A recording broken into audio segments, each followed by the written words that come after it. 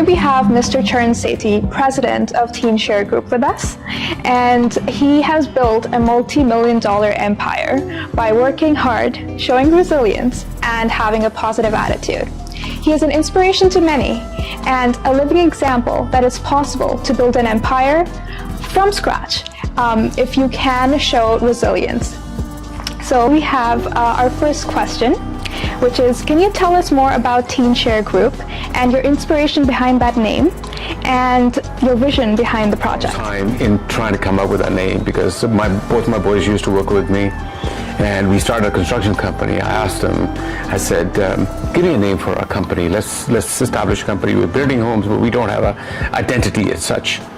So both of them didn't come up with a name. I said, 1 week up, they didn't come up. But the second week, I said, I got a name for it. You guys, you're gonna have to accept it. Teen Share. Basically, in Punjabi, the share means line, teen, it means three. So basically, myself and my boys, that's basically how it all started with, which came out of a very genuine way, because that's how we started it. That's who we were at that point. And here we are 16, 17 years later, and it's become quite a strong name out there, the identity, I must say. I'm very proud of where it's gone to now. Three lions. That's a very powerful name that you've given it. It's a very powerful name, in my opinion. And originally, people used to kind of say Teen Chair, like different names. Now people are getting it, and even in Chinese, it actually means something. It actually, if you translate it directly, Teen Chair actually means heavenly lions. So it came out. So on my cards, there's actually a Teen Share in English and Teen Share in Chinese as well. Oh, that's so wonderful. A lot of people think we're Chinese companies up there. We got nothing to do with Chinese. Well, you're getting two audiences. There you go. Yeah, it's so wonderful. Exactly. Yeah, another question for you. So from all we know is that you started as a machinist, right? And then you ventured into the world of real estate. How did that shift happen for you? I think it was when you are in a aggressive mode. So we came from England to here to be somebody, be something, and to be as a machinist and have a limit on your growth, because that's what we were. We were at so many hours in a day, so many hours you get paid for, then you go home, and there's no room for growth. And that's when we started looking at, what we can do. And gradually over time, and basically discovered that real estate is my passion, housing is my passion. So I started taking a course on selling real estate. Right. It's an odd day too, because when I became a realtor was April 1, 1985. So I was an April Fool. Well, a memorable day too. Yeah, it was. It's actually very memorable for me. Yeah. That's wonderful. When this big shift happened for you, did you have some people in your life that inspired it and supported you throughout it? I think I'm a self-wired person. Mm-hmm. I'm wired up like that. I can't sit still. My wife will actually tell you that I can't sit still. I'm not. It's just me. And I think having that drive behind you, it was good. And I remember one time, downstairs in the lower level of the home, making cold calls. And I would cold call for 6 to 8 hours a day. And one day she came home, opened the door, she said, "Why don't you give this up? You were making good amount of money when you were a machinist." I said, "Out." Close the door behind you.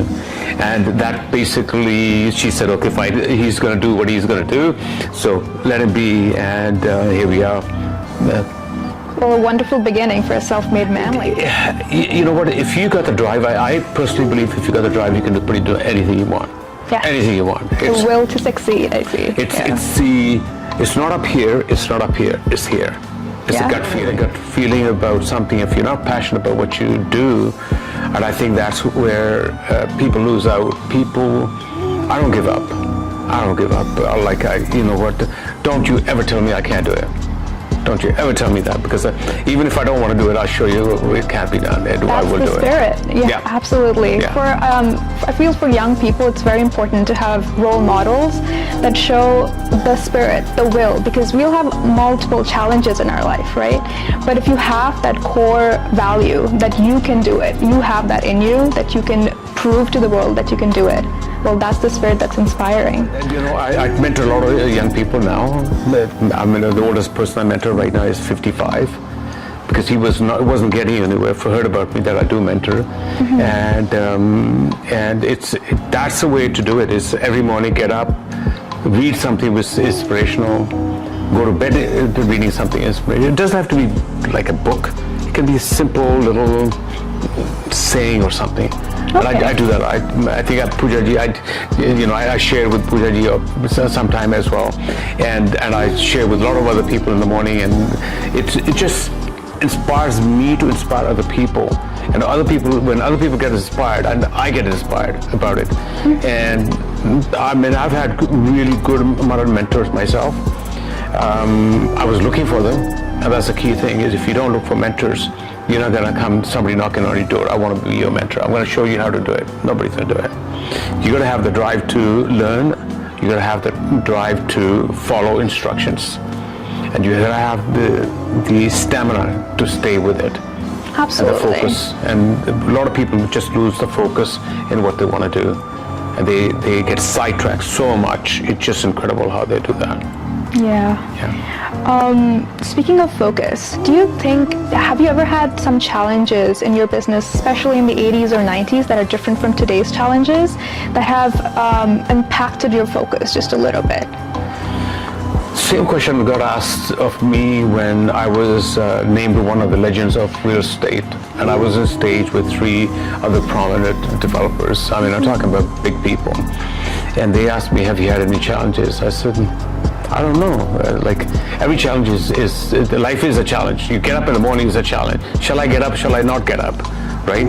So shall I get out of the house or shall I not get up? So I actually, thrive on challenges. I thrive on stress. I thrive on just the goal. I don't know. As I say, I'm just wired up differently to a lot of people. It's a very unique approach to life.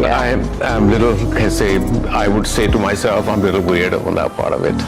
Well, I wouldn't call it weird. Honestly, you're looking at challenges like opportunities, which is a very positive outlook to life, which 100%. Is very inspiring. 100%. Like, if you look at the challenge, so let's say if you have a goal, I want to go from there to there, that's what I want to achieve. But that's the only goal you have. That's the only thing you're going to do. And you're not going to look at all the potholes in the middle where, oh, this may happen to me, this may happen to me, this may happen to me. That's disgusting, because the thing is, life is not that straightforward. So if you want to go, just go. Yes, you're going to get challenges in between, overcome them, move on. But stay focused. Stay focused. Well, thank you for that. Yeah. I wanted to ask, so you've worked so hard in establishing your empire. Do you believe that you would like to pass some traits down to your family, to your children? And if so, how do you help them in their career? I think I'm not willing to help anybody who's not willing to help themselves.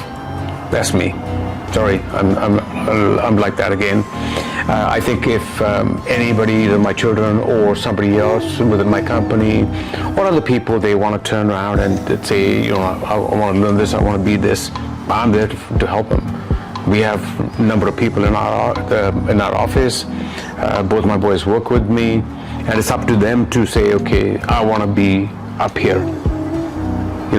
And when you're at my age, I'm 72, turning 73 pretty soon, you turn around and say, how far do you go? Well, as far as I'm concerned, I keep on going till I drop dead. This is like how some people motivate themselves at the gym. They're like, last rep until failure. It's like, go until you cannot anymore, and feel like whatever doesn't kill you makes you stronger. Yep. So I love that about you. That sounds great. It is, in my book, there is no room for failure. Wonderful. Yeah. That's incredible. So I would like to ask you that if you could give someone one key piece of advice for someone especially entering the world of entrepreneurship, what would that be? Choose a field that you enjoy. Choose a field that you enjoy to a point that it becomes your hobby. Wonderful. Yeah. So it's not working anymore. I enjoy my work because I actually really enjoy it. Is there stressful days? Yeah. Is there things going wrong? Yes, there are. But on the whole, you have to enjoy what you do. You can't have a job where you get home like, oh, do I have to go? Like, you can't do that. That is a sign that you should not get yourself in. That's, to me, that's important. Every job I've ever had, whether it was a machinist, whether it was a pizza delivery guy, I was working on a construction site, I enjoyed every moment of it. Wonderful. So I'll give you an example. So when I was pizza delivery in the evening, so work during the day, pizza delivery at nighttime, those days we didn't have GPS. So you look at the map book, I got to go. The motivation was for me is to get from A to B as quickly as I can so I can get a tip. Wonderful. Right? Well, whatever. So I made it very enjoyable experience. So I love how you're adding your rewards in your challenges, which is wonderful, which is a great way to think about it as well. But at the end of the day, I mean, what does it matter at the end of the day? End of the day, you got to feel good about yourself. Have you achieved it? So whether it's financial reward or it's just mental reward, it doesn't really matter. It's what benefit comes out of you as a person. Right, right. But we've all heard about your breakthrough projects like Quattro, Venue, Balance, and how you've transformed the Valley District into something wonderful now. So would you like to share your experiences working on those projects?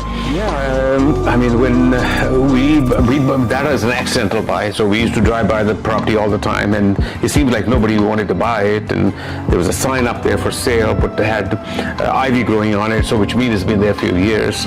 So I started looking at it, what's happening in the area, and we used to build single-family home once in a while there at that point, and I said, there's an opportunity here. So I started looking into what the city wants in that area, and it caught me right away. There is something very special about it. And it was a lot of drug addicts at that moment, a lot of homeless people at that time. And you didn't feel safe getting out of a vehicle at that point. True. You just did not. But the massive land was there. So we started working with the previous mayor, was Doug McCallum. Then the current mayor at that time was Diane Watts. So I interviewed both of them, what they see, and the vision just came to me. We're in line. We're in line what we want to do with that piece of dirt, I call it. And from there on, we even started doing some concept drawings.